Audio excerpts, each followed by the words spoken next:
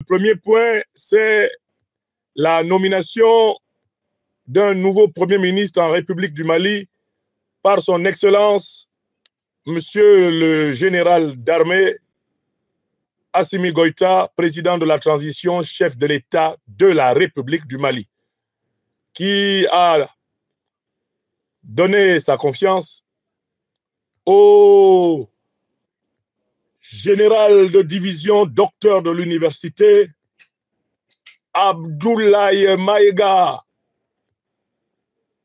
en ses qualités désormais de Premier ministre, cumulativement avec ses fonctions de ministre de l'administration territoriale du Mali. Dans la foulée, vous êtes sans doute au courant que le nouveau gouvernement, qu'on pourrait appeler le gouvernement Abdoulaye Maïga I, a été nommé sans d'énormes changements dans la structure de ce gouvernement, où, entre autres, nous nous réjouissons de retrouver les piliers de la révolution malienne, que sont le ministre de la Défense, numéro 2 du gouvernement, le général de corps d'armée Sadio Kamara. Nous retrouvons tout naturellement au gouvernement le ministre de la Réconciliation, le général de corps d'armée Ismaël Ouagé. Nous retrouverons les traditionnels piliers de la diplomatie, l'ambassadeur Abdoulaye Diop à la tête du département des affaires étrangères, tout comme à la tête de l'économie, le ministre Al-Husseini Sadou. À quelques modifications prêtes, le président Assimi Goïta a reconduit globalement à plus de 90% l'équipe avec laquelle il travaillait jusqu'ici, ce qui est le signe d'une volonté de cohésion dans la continuité. Et c'est le premier sujet que nous abordons. Saluons le calme, la sérénité et la lucidité qui ont caractérisé la décision du président Assimi Goïta. Il n'y a pour cela pas à se poser longtemps la question. Lorsque courant 2022, notre aîné, le docteur Choguel Kokala Maïga, qui pendant 3 ans n'a pas démérité du Mali, je tiens à le souligner, lorsqu'en 2022, il a connu un problème de santé, c'est déjà au ministre d'État, ministre de l'administration territoriale d'alors, qui avait déjà statut de vice-premier ministre, qui avait statut de numéro 2 du gouvernement, qu'avait été confié le poste de premier ministre par intérim.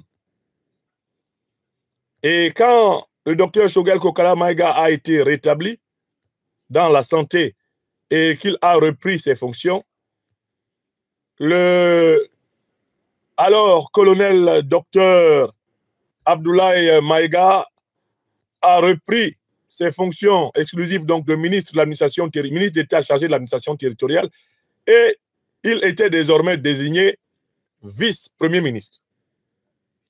Donc cette nomination n'est pas une surprise pour qui connaît et qui suit l'évolution de l'activité gouvernementale.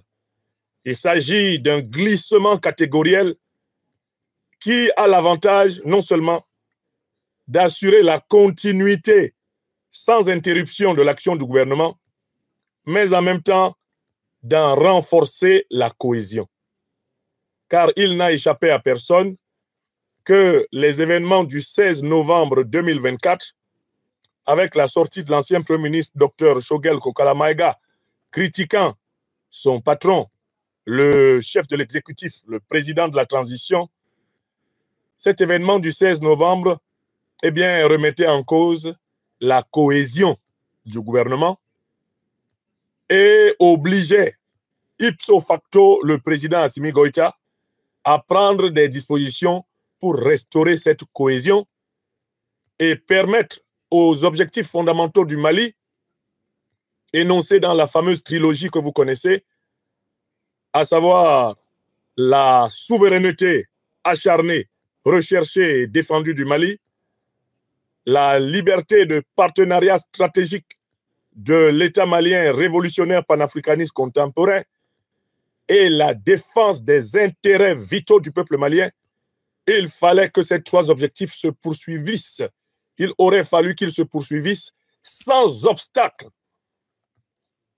Le Mali ne peut pas se payer le luxe d'une crise, alors même qu'il est attaqué au nord, attaqué au sud, attaqué au cœur, attaqué dans sa représentation diplomatique mondiale par ceux qui continuent à concevoir que l'Afrique doit demeurer une réserve de matières premières naturelles pour les multinationales occidentales et orientales. Oui, saluons le calme, la sérénité et la promptitude dont a fait preuve le président Assimi Goïta dans cette situation.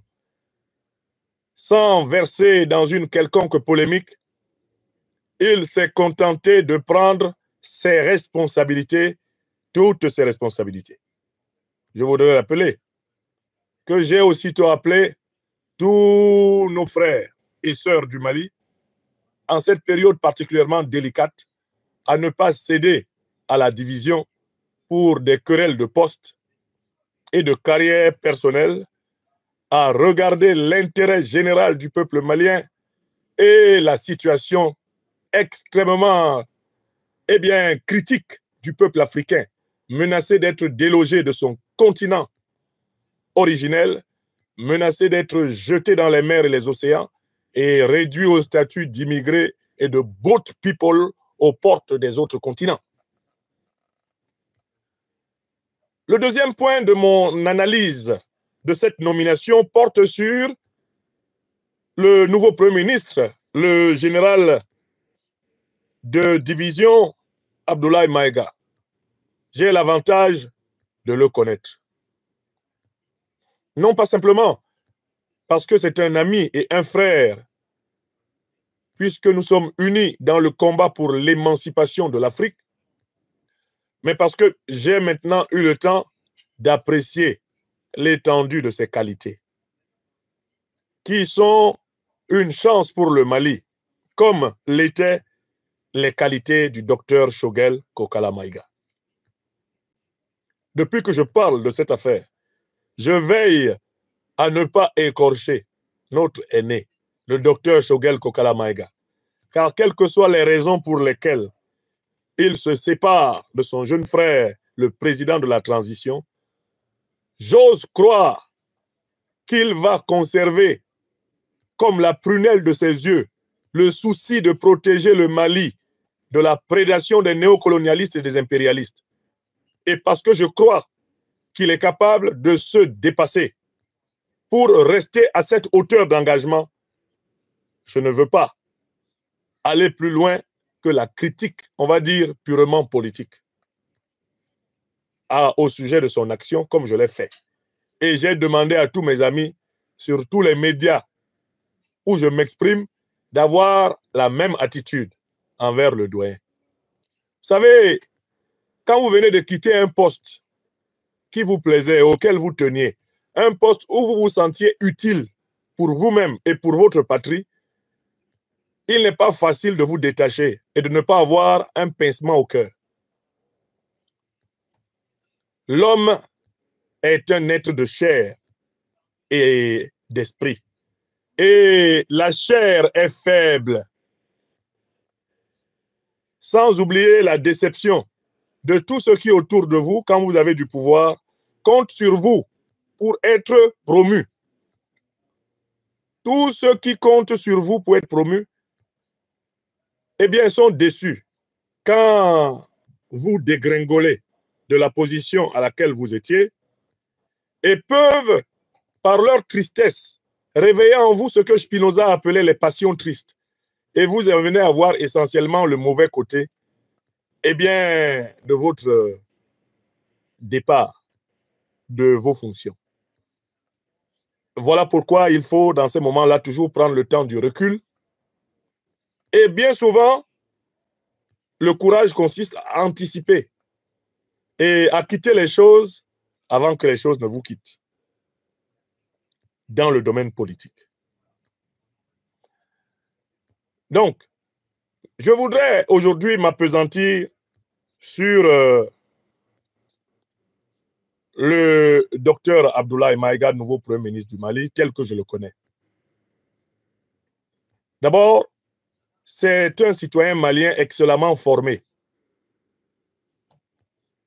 Il est titulaire d'un doctorat de droit de l'Université de Lyon et a fait une carrière remarquable d'officier de gendarmerie qui l'a conduit en dernière date à être promu général de division dans son pays. Du point de vue intellectuel, il n'y a aucune inquiétude à se faire. Comme le dirait le docteur Choguel Kokala Maïga lui-même, eh bien, son cadet, le nouveau Premier ministre Abdoulaye Maïga, a un quotient intellectuel qui est au-dessus de la moyenne, largement. Et le Mali a la chance d'avoir des cadres de cette valeur. Là-dessus, il y a une unanimité. Même ceux qui détestent le nouveau Premier ministre Abdoulaye Maïga savent qu'il a le niveau, et largement plus que le niveau. Donc, je ne vais pas m'appesantir ici sur les qualités intellectuelles qui sont avérées et qui ne sont remises en cause par personne.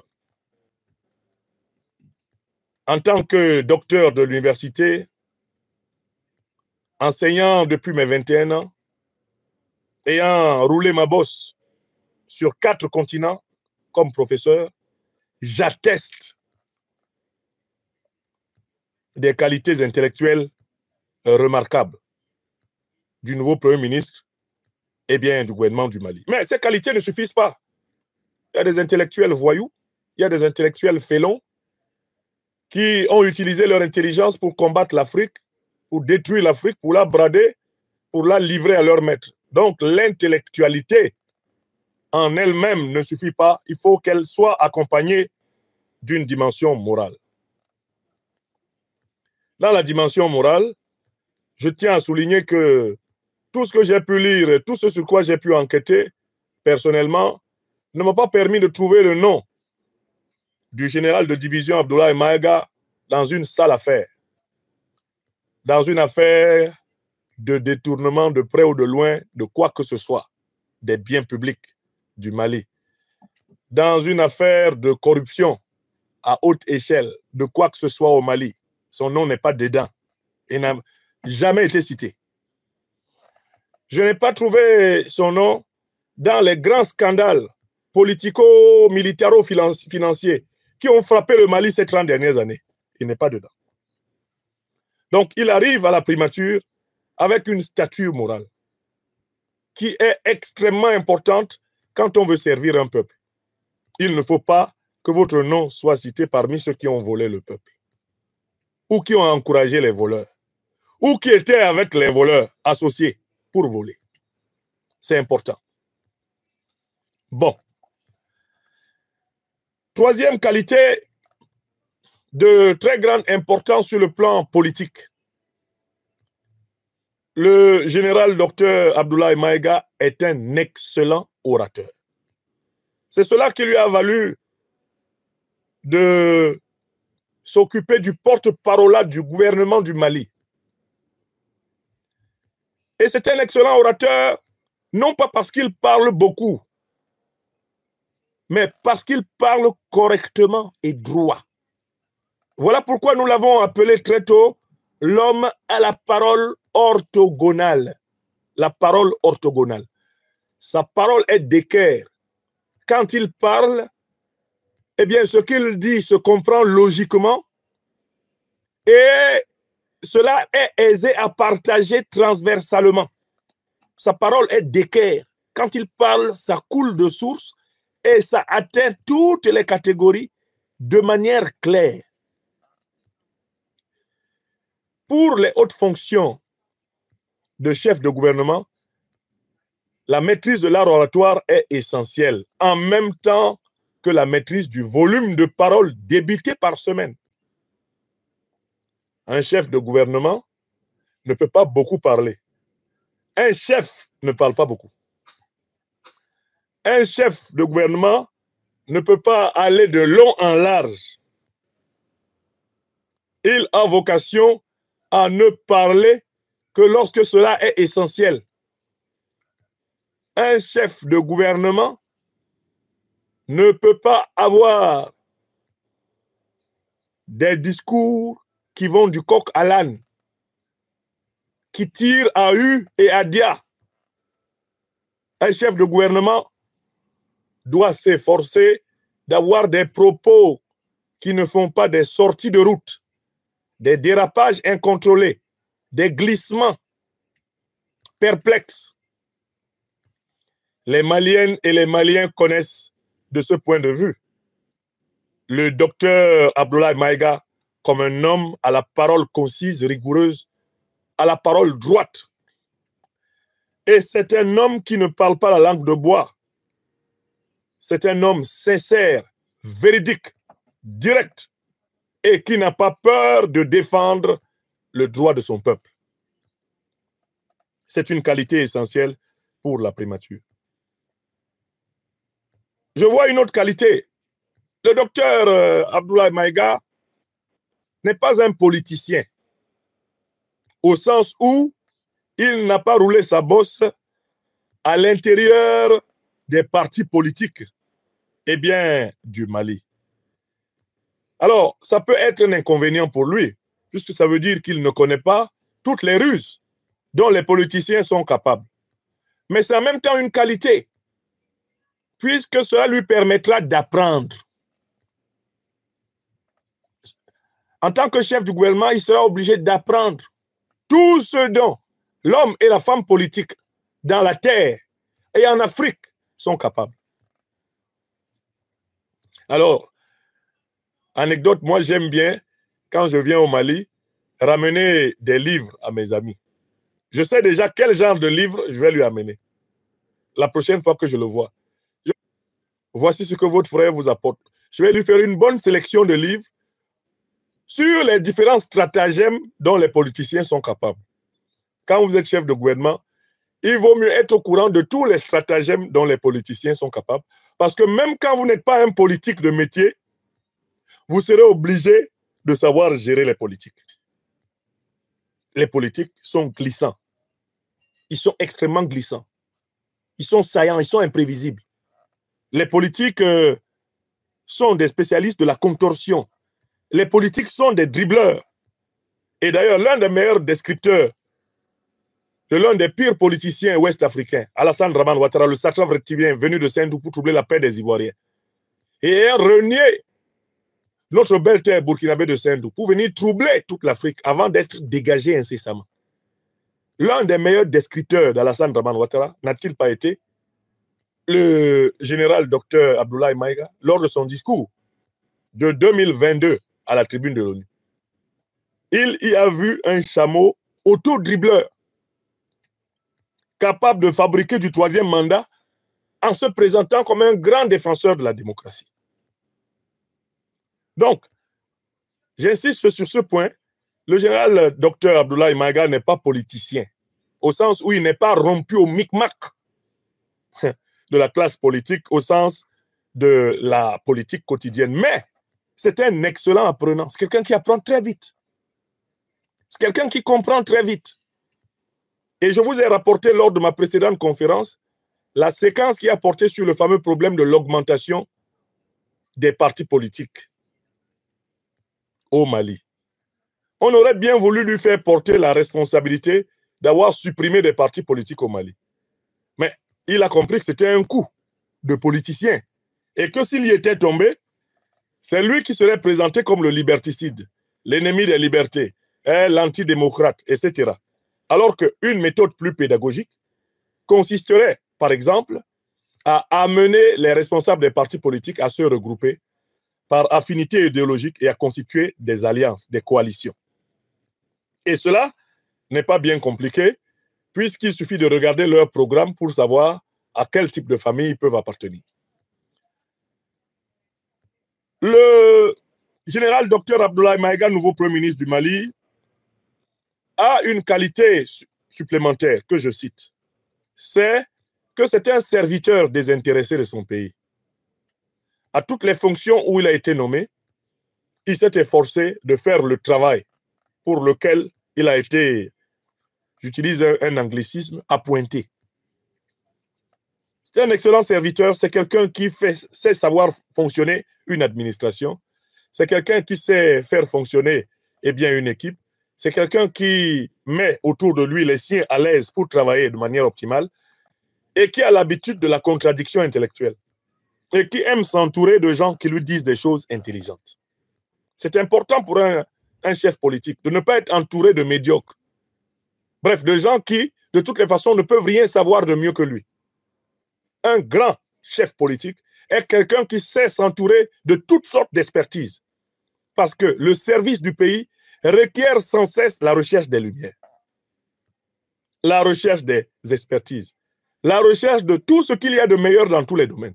Un chef véritable, et notamment un chef de gouvernement, sera constamment à la recherche dans son pays et hors de son pays de tout ce qu'il y a de meilleur pour atteindre les objectifs qui lui ont été fixés par la haute hiérarchie de la nation. Il a cette qualité, il sait servir, travailler pour que l'État fonctionne. Il y a une qualité importante, c'est sa fidélité dans son engagement et sa loyauté dans son engagement au président Assimi Goïta. Il y a une image qui m'a toujours marqué depuis que ce monsieur-là est ministre. Chaque fois qu'il est envoyé en mission à l'étranger et qu'il revient au Mali, par exemple, quand il va à l'ONU prononcer un discours pour le Mali, le peuple l'attend pour la liesse générale.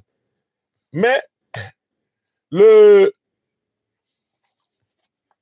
docteur général Abdoulaye Maïga, dès qu'il pose les pieds à Bamako et qu'il sait que la population est sortie pour l'applaudir, il prend une photo de son leader, il monte sur le véhicule de commandement et il met la photo devant pour dire « c'est lui qui m'a fait confiance, c'est lui qui m'a envoyé. S'il ne m'avait pas fait confiance pour parler en notre nom, je ne l'aurais pas fait. Je ne veux pas récupérer pour moi l'honneur du pays qui doit commencer par rejaillir sur le chef de l'État et le président. » C'est une qualité qui est rare en politique, hein? C'est une qualité qui est très rare en politique. Mon ami et frère, l'ancien Premier ministre de Côte d'Ivoire, Guillaume Kibafori Soro, me faisait remarquer dans l'une de nos nombreuses conversations que l'un des dangers qu'il y a en politique, c'est que plus tu nommes les gens, plus les gens veulent ton poste à toi, toi qui nommes. Le président Guillaume Soro m'a souvent dit ça. Il me dit, Franklin, nous que tu vois, nous les êtres humains là, on a tous un petit côté fou. C'est que celui qui te fait du bien là, à un moment donné, tu te mets à envier sa place. Tu as envie d'être celui qui te fait du bien à toi-même. Donc, parfois, tu te dis, hey, mais ça serait pas trop mal que je sois président à la place de celui-là. Donc, l'une des qualités qu'il faut développer en politique, c'est cette loyauté à ceux qui vous ont accordé de la confiance. Et cette loyauté suppose que vous vous souveniez à chaque instant que c'est par leur confiance que vous êtes là. Parce que si vous oubliez, alors là, vous allez tomber dans l'envie de leur piquer leur place. L'envie de prendre leur place d'une façon imméritée, d'une façon inélégante. Le docteur général Abdoulaye Maïga a beaucoup travaillé sur ce point. Et depuis qu'il est ministre, tout ce qu'il fait, il le dédie à Dieu le Tout-Puissant, il le dédie au peuple malien, il le dédie au président Assimi Goïta. C'est dans cette hiérarchie que lui fait ces choses. Et il le fait savoir. Depuis qu'Abdoulaye Maïga est ministre au Mali, je n'ai pas encore vu une de ces conférences où il est assis pendant 2 heures. Moi. Pourtant, franchement, s'il voulait parler de lui, là, je pense qu'il aurait des choses à dire. Hein. Parce que bon, il est plus jeune que nous autres. Moi, j'ai 52 ans. Je crois que mon frère est d'une dizaine d'années derrière moi. Il est des années 80, 82 même, peut-être. Mais il peut raconter sa vie aussi. Hein. Mais trouvez une conférence du docteur général Abdoulaye Maïga où il vous raconte sa vie. Pourtant, il est ministre là depuis bientôt 4 ans. Hein. Bientôt 5 ans même. Hein? Hein? Bon. Celui qui t'a nommé, il ne t'a pas nommé pour que tu racontes ta vie. Si on veut connaître ta vie, là, on tape Wikipédia. On tape ton nom et puis on va lire tout sur ta vie. Mais quand tu es dans l'exercice de tes fonctions, exerce tes fonctions, ne raconte pas ta vie. Ou bien, ce que je dis là est faux. Donc, le président Guillaume Soro, dont je rapporte ici l'anecdote qu'il me le permette, dit que pour que lui, il a guéri de ça quand il était secrétaire général de la FESI. Et quand il a quitté la direction de la FESI et qu'il est resté à la maison, quelqu'un d'autre était devenu secrétaire général de la FESI, lui, il s'est levé un matin pour aller au kiosque à journaux. Chez nous à Abidjan, là, à l'époque, dans les années 90, les journaux sont vendus dans les kiosques et puis, je crois que ça continue. Et puis, il y a les unes qui sont là. Si tu n'as pas l'argent même pour payer, tu te mets seulement devant le kiosque et tu lis les unes. Or, quand il était secrétaire général de la FESI, ben, il n'y avait pas une semaine sans que lui, il soit dans tous les journaux, au moins un petit encart, et d'ailleurs à la une. Donc, quand il passait au quartier, à Port-Boué, tout ça, il s'arrêtait devant les kiosques à journaux, il regardait, même sans avoir le temps de lire, il voyait sa photo, il disait, voilà, ça, je suis le bon secrétaire général de la FESI. Donc, le président Soro me dit, quand j'ai quitté la direction de la FESI, je suis rentré chez moi, 2 jours passent, 3 jours passent, je sors, j'essaye d'aller regarder les journaux, mais j'étais choqué. Mais les gens ne parlaient plus de moi. Au point que j'ai demandé même au kiosque, est-ce que je peux feuilleter? Est-ce que je peux feuilleter 2 ou 3 pages là pour voir si... Mais les gens m'avaient oublié. Les gens m'avaient oublié. Mais il me dit, je suis rentré chez moi, Franklin, j'ai réfléchi. J'ai dit, mais en fait, qu'est-ce qui s'est passé?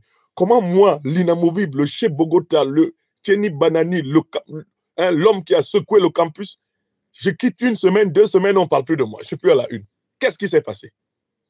Il dit, ah Franklin, j'ai fouillé dans ma propre tête. J'ai dit, ah, en fait, le problème, ce n'est pas les journalistes, c'est toi-même. Toi, tu croyais qu'on va parler de toi tous les jours.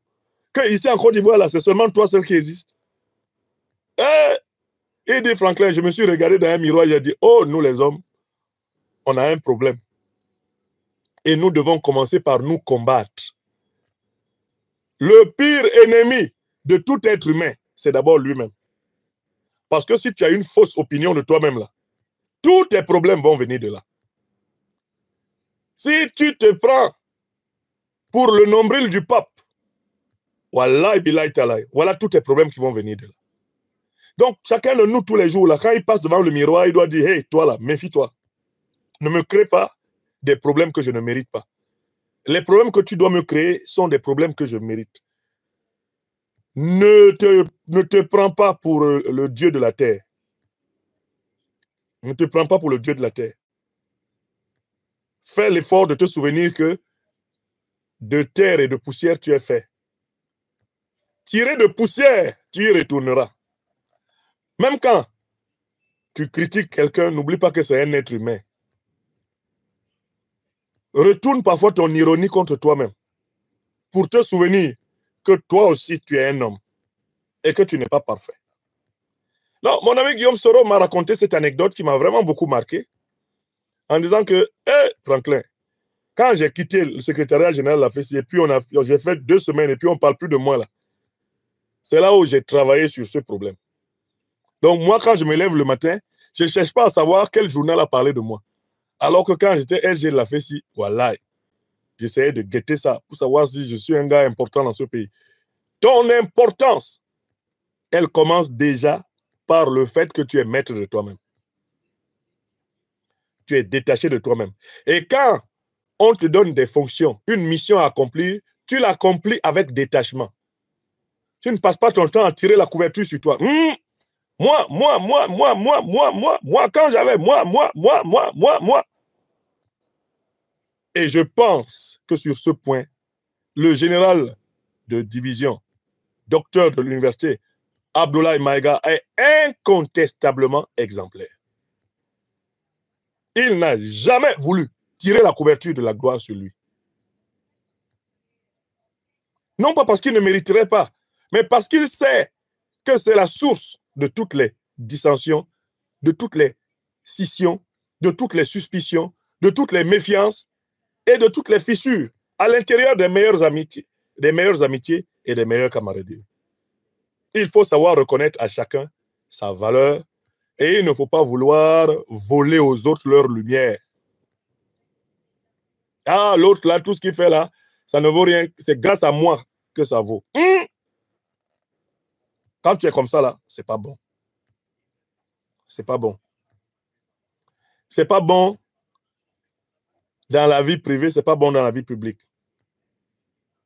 Celui qui ne pense qu'à son intérêt à lui, en toutes circonstances, c'est pas bon. Et alors, il a cette qualité de loyauté à sa conscience, loyauté à son Dieu, de loyauté à son peuple, de loyauté au président, qui, je pense, va lui faciliter la mission. Il pourra accomplir la mission en se souvenant tous les jours qu'on n'est pas Premier ministre à vie. Un jour, tu es venu, un autre jour, tu t'en vas. Je dis toujours que pour toutes les fonctions politiques, on devrait faire une préparation morale, disciplinaire et spirituelle aux dirigeants, en leur expliquant que tous les jours que tu te lèves, tu dois considérer que ça pourrait être le dernier jour que tu occupes la fonction. Donc, chaque jour, tu dois travailler comme si c'est la dernière fois que tu travailleras. Tu dois donner le meilleur de toi-même tout le temps et savoir te retirer quand ton temps fixé advient. Et pour cela, dans ton dispositif mental, tu ne dois pas partir du principe que le pouvoir t'est dû, mais que toi, tu dois à ton peuple le meilleur service possible. Il faudra, finalement, quand on exerce une telle fonction, que ce soit le peuple qui te juge, que ce soit la postérité qui te juge, que ce soit tes œuvres qui parlent pour toi et non pas ta bouche. Quand c'est ta bouche qui parle pour toi, c'est parce que tes œuvres n'existent pas. Mais quand tes œuvres parlent pour toi, toi, tu peux te taire et laisser parler les gens. Le docteur général de division Abdoulaye Maïga a cette qualité, la réserve sur lui-même, le détachement, l'abnégation dans ses fonctions, le respect et la reconnaissance de la confiance qui lui est faite. Il n'exerce aucune de ses fonctions avec l'arrogance de ceux qui estiment que tout leur est dû et qui commencent à s'énerver quand on leur demande d'intégrer le fait qu'ils existent aussi, et même d'abord parce que d'autres le veulent. Enfin,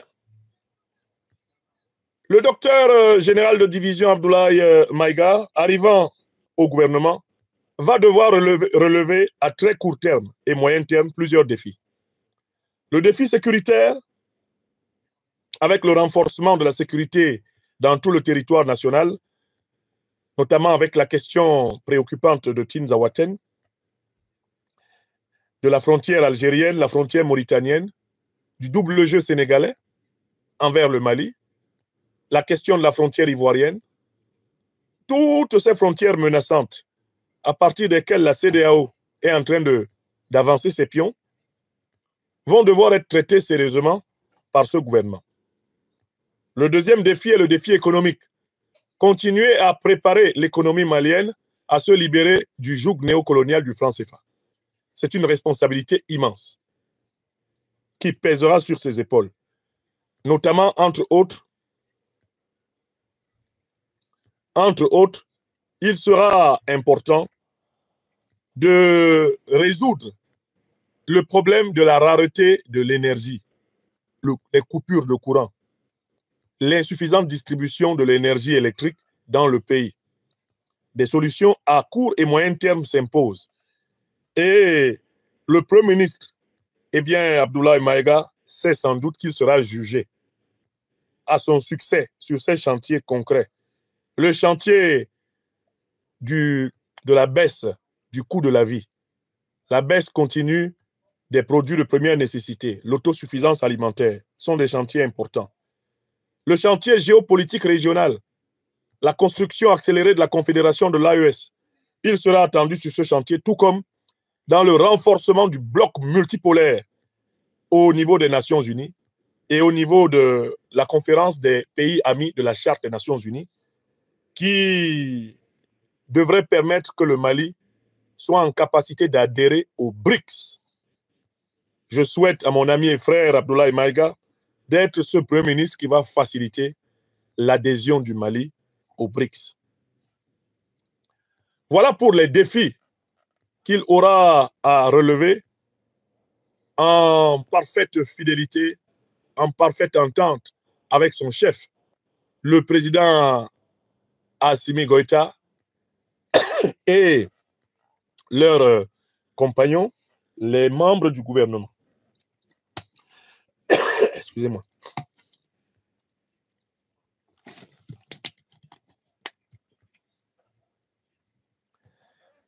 Est-ce qu'il est à la hauteur de ces défis? Oui, parce que déjà, à l'intérieur de l'équipe qui était dirigée par le docteur Choguel Kokala Maïga, eh bien, le docteur général Abdoulaye Maïga était une pièce maîtresse.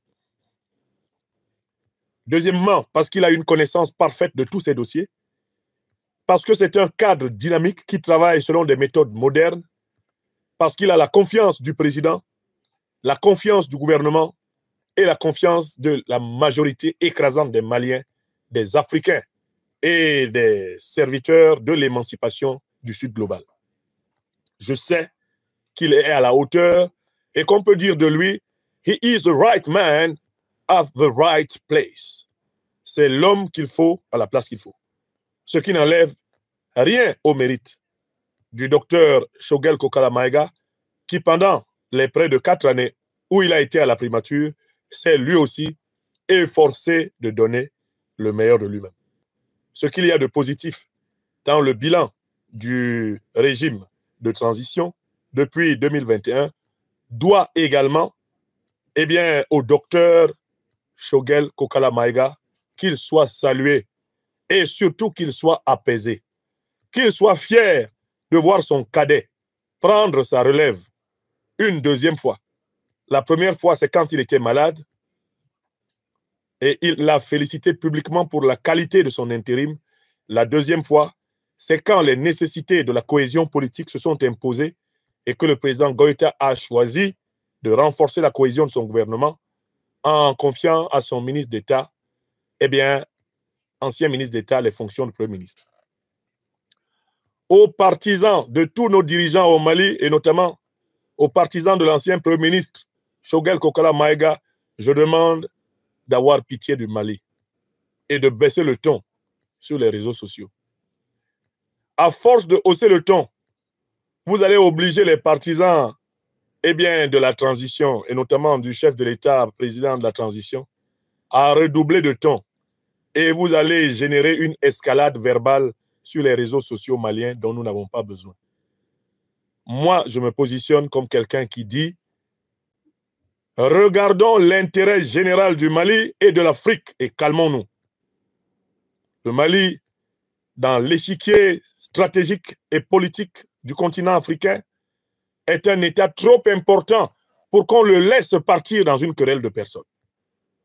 Donc, je demande à mes frères et sœurs, les compagnons du docteur Choguel Kokala Maïga, au sein de son mouvement et du M5 RFP, de baisser le ton. Parce que certains d'entre eux se comportent actuellement sur les réseaux sociaux comme si on les avait offensés. Personne ne vous a offensé. Ce n'est pas nous, ce n'est pas moi qui suis ici en France qui choisit le Premier ministre du Mali. Ce n'est pas moi. Ce n'est pas non plus le docteur Choguel Kokala Maïga qui choisit le Premier ministre du Mali. Ce n'est pas lui. Celui qui choisit le Premier ministre du Mali, là, il s'appelle le général d'armée Assimi Goïta, président de la transition, chef de l'État de la République du Mali. C'est lui. Une fois qu'il a choisi, tout le monde constate et s'aligne, conformément à la légalité républicaine rayante. Alors, ça ne sert à rien de semer du fiel. Si vous avez des arguments, vous pouvez argumenter, mais ne sortez pas là pour insulter les gens. Parce que si vous sortez pour insulter les gens, vous allez perdre la face. Les gens vont vous insulter. Et je ne suis pas certain qu'à ce jeu, le Mali soit gagnant, l'Afrique soit gagnante. Donc j'appelle tout le monde à la réserve. À la réserve. Ceux qui sont bien sûr les partisans déterminés et fidèles, et c'est la majorité de la transition, ne cherchez pas non plus à frustrer les proches du président, du docteur Choguel. Ne cherchez pas à les frustrer. Ne cherchez pas à les humilier. Le Mali n'en a pas besoin. Montrons au monde entier une leçon de maturité. Parce que nous savons que ce que nous unit au Mali et en Afrique est plus grand que ce qui nous divise. Voilà, sur ce premier sujet, ce que je voulais dire. Je confie et mes propos et les responsabilités lourdes que le chef de l'État, le président Assimi Goïta, a bien voulu confier à mon frère et ami, le général docteur Abdoulaye Maïga, je les confie au Tout-Puissant. Je les confie à la sagesse, à la lucidité des fils et des filles du Mali qui dirigent ce pays. Et nous, les fils adoptifs, les compagnons de la libération africaine, nous restons à la disposition du peuple et de ses dirigeants pour continuer à éclairer de nos modestes lumières le chemin de lutte qui est le nôtre, à nous tous. Que chacun fasse un effort de se dépasser.